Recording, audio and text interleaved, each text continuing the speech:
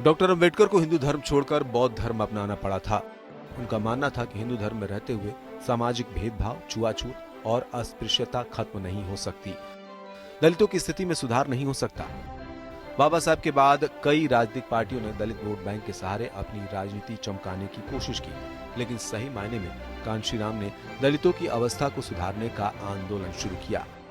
कांशीराम के आंदोलन की बुनियाद पर ही पिछले 25 बरस से मायावती राजनीति कर रही हैं। लेकिन मायावती ने भी सरकार बनाने के बाद अंबेडकर की मूर्तियां तो लगा दी, लेकिन दलितों की सामाजिक राजनीतिक स्थिति में सुधार की ठोस योजनाएं लागू नहीं की। उन्होंने अंबेडकर के नाम पर पार्क तो बनवाए, लेकिन वो नहीं जानती थी कि दमित शोषित दलित को इस पार्कों में बैठकर चैन के 2 पल गुजारने के लिए 2 वक्त की रोटी की जरूरत होती है। बीएसपी दलितों से अपनी पहचान खोती गई और पैसों से चलने वाली पार्टी के रूप में बदनाम कर दी गई। कांग्रेस पहले ही दलितों का भरोसा खो चुकी थी। ब्राह्मण, दलित, मुसलमान का उसका वोट बैंक मंडल राजनीति की भेंट चढ़ गया। उसकी बुनियाद पर बीएसपी का वोट बैंक खड़ा हो गया। ब्राह्मणों को जोड़कर बहुजन समाज से सर्वजन की पार्टी बन गई बीएसपी। ब्राह्मणों की पूछ बढ़ गई, लेकिन ब्राह्मणवादी राजनीति की सदियों से शिकार दलितों का भरोसा मायावती से टूटता चला गया। बीजेपी ने सुनियोजित तरीके से बीएसपी को जाटवों की पार्टी बताया और अंबेडकर की राजनीतिक मूर्ति पूजा शुरू कर दी। दलितों में मत विभाजन का फायदा उसे आज इतना मिला कि लोकसभा चुनाव में उत्तर प्रदेश में अनुसूचित जाति के लिए आरक्षित सभी 17 सीटों पर बीजेपी को जीत मिली।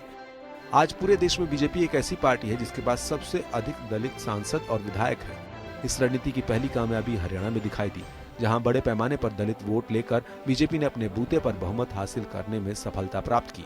आज अंबेडकर को वही पार्टी अपना बता रही है जो मनुवादी व्यवस्था की पक्षधर है और आरक्षण के खिलाफ है। ऊना की मिसाल देख साफ है कि बीजेपी दलितों को गुजरात में भी ऊंची जातियों के अत्याचार से बचा नहीं सकी। यहाँ तक कि संवेदना का एक शब्द भी पार्टी नेतृत्व ने नहीं कहा। लेकिन बहुत सी दलित जातियां ऐसी हैं जिनको आजादी के बाद से आज तक किसी भी सरकारी सुविधा का लाभ नहीं पहुंचा।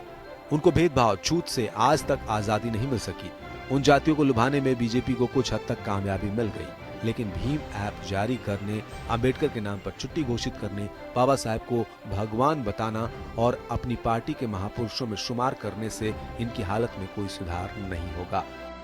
गौ रक्षा के नाम पर इन पर होने वाले अत्याचार को रोकना होगा और इनकी सामाजिक आर्थिक हालत को सुधारने के लिए ठोस कदम उठाने होंगे। Bureau report, APN.